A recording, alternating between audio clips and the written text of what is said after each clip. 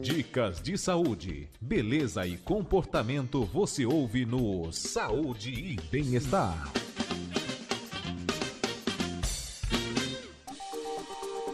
São 10 horas e 37 minutos. No final de agosto, a Sociedade Europeia de Cardiologia publicou suas diretrizes sobre diagnóstico e manejo da hipertensão arterial. E, diferentemente da Sociedade Americana, a Sociedade Europeia manteve a taxa de 14/9 como o limite para o considerado normal. Desde o final de 2017, foi divulgada a nova definição para a pressão arterial alta, considerando qualquer valor acima de 13/8 como diagnóstico de hipertensão arterial.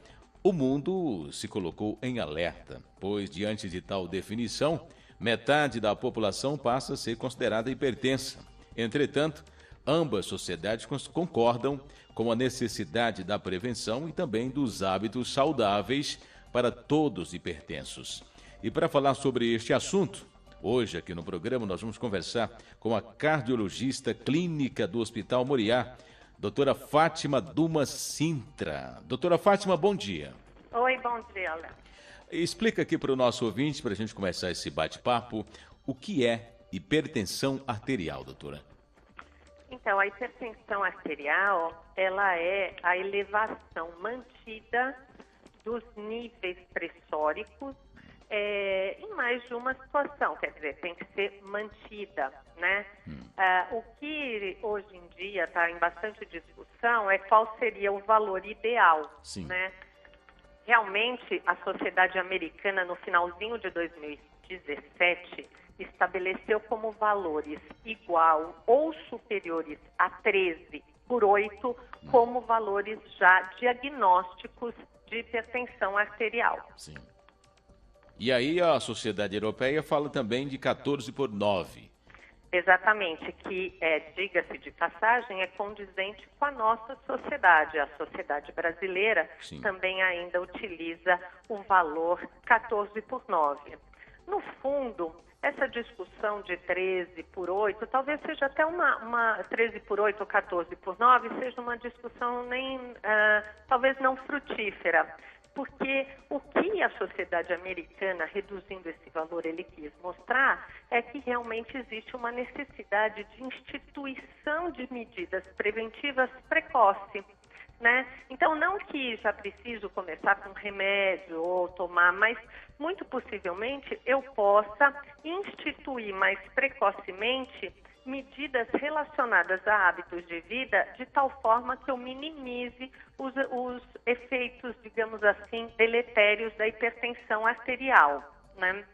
É como se já acendesse ali um sinal de alerta, né? Exatamente. 13/8, realmente, o que ela preconiza é ser abaixo de 8. Então, com 13/8, as estimativas americanas é que 46% da população seja, de alguma forma, classificado como hipertenso e esteja elegível a alguma abordagem preventiva. Ao passo que, quando a gente utiliza 14/9, esse número na sociedade americana é de 32%. Então, existe um acréscimo muito grande de pessoas que anteriormente eram totalmente classificadas como normal, mas que agora já exige um cuidado especial. E isso, Léo, interessante é que óbvio que essa decisão de 13/8 ou 14/9, ela é embasada em estudos populacionais com um número muito grande de pessoas. Então, quando a gente observa que sair de 8, a mínima, para 8,5, quer dizer, olha, você vê uma diferença muito pequenininha, a curto prazo não tem relevância nenhuma, né? Mas a longo prazo, essa elevação mantida aumenta o risco de doença cardiovascular nos próximos 10 anos. E é isso, tendo esse olhar a longo prazo, que talvez justifique que a gente tenha um cuidado um pouquinho maior com quem tem esse nível aí intermediário de 8, de 13 de pressão arterial. Tá certo. Agora, uma vez que a pessoa foi detectada com pressão alta, digamos assim, tem cura? E qual é o tratamento a partir de então, doutora? A questão de cura ou não depende da causa básica. Sim. Quer dizer, a maioria dos casos de hipertensão, elas são secundários a uma associação de vulnerabilidade genética, quer dizer, o indivíduo tem a influência genética acoplado a alguns fatores ambientais, né? Então, essa causa assim, básica de hipertensão, realmente ela existe um controle clínico, mas não existe uma cura, digamos assim. Entendi. Agora, existem alguns casos mais raros de hipertensão que são secundárias a outras condições. Por exemplo, anormalidades de tireoide, doenças renais, apneia do sono, as anormalidades do sono. E aí, quando a gente consegue documentar no indivíduo que existe uma outra causa responsável por aquela elevação de pressão, aí talvez a gente, abordando essa causa secundária, a gente possa ter aí uma repercussão também favorável na hipertensão. Mas o fato é, se a gente analisa esse paciente intermediário que está com essa elevação muito no limite aí do que a gente considera ideal, a abordagem terapêutica, com primeira instância, é com o tratamento não farmacológico, né? São mudanças nos hábitos de vida, no padrão alimentar, no controle de peso, e todas essas mudanças têm um impacto muito significativo no controle de pressão. E a gente acaba guardando como uma segunda manobra aí o uso de medicamentos. Como segunda opção, né? Mas primeiro, hábito alimentar e a questão da educação, reeducação, né?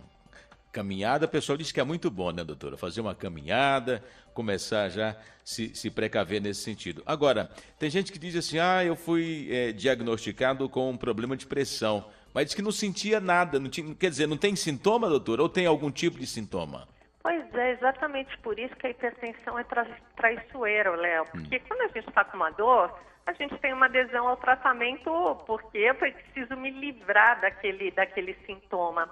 Agora, o tratamento da hipertensão, ele é muito respaldado no conceito de prevenção. Então, o grande motivador de eu ser disciplinada com o tratamento é realmente eu ter esse conceito de que aquilo irá diminuir a probabilidade de um evento futuro e de eu ter um olhar mais a longo prazo.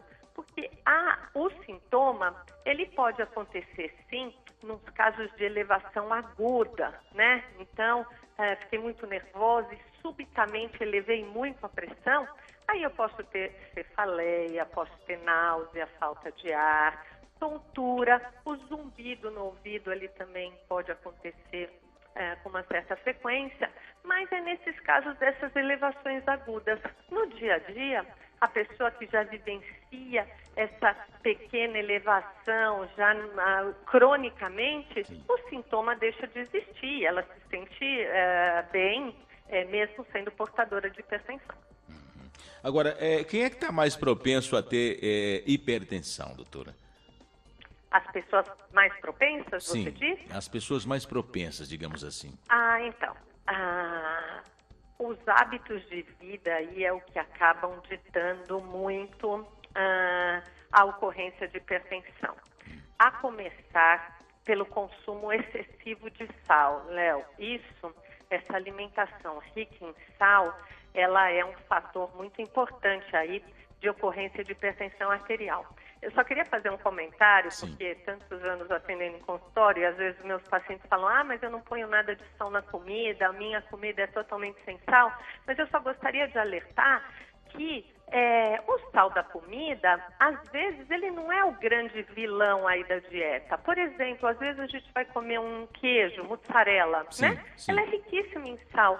Os produtos industrializados, de um modo geral, ou em conserva, são muito ricos em sal. Então, a gente tem que ter esse olhar, não só para a quantidade de sal adicionada à alimentação, mas um olhar também o quanto eu consumo de produtos industrializados, porque esses, sim, é muito, muito rico em sal e às vezes as pessoas acabam não percebendo. E é um sal que você não tem controle, né, doutora? Que já vem pronto, né?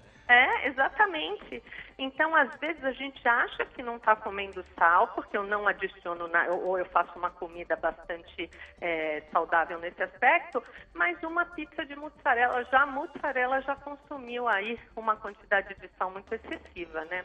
Então, o sal realmente é um fator associado à inatividade física, ao sedentarismo, à obesidade, à falta do controle de peso.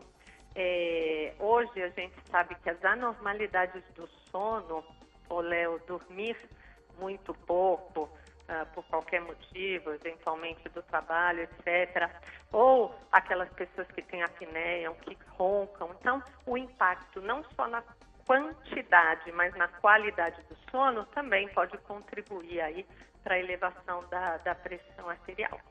E por falar em contribuir, eu quero agradecer a sua participação aqui no nosso programa, que com certeza contribuiu muito aqui para os nossos ouvintes e para a gente também auxiliar e ajudar o pessoal que está em casa aí ouvindo esse nosso bate-papo, no sentido da gente prevenir, tá sempre um alerta ligado com relação à pressão arterial. Muito obrigado, um abraço para a senhora e para a sua equipe, doutora. Eu que agradeço, um abraço, Léo. Tá aí, conversamos com a doutora Fátima Dumas Sintra, cardiologista clínica do Hospital Moriá. Falamos aqui hoje no programa sobre a pressão arterial, como se deve precaver, como tratar e especialmente algumas dicas, né, para a pessoa estar sempre em alerta com relação a este tema que é tão importante no nosso dia a dia. Saúde e bem-estar no Manhã Record.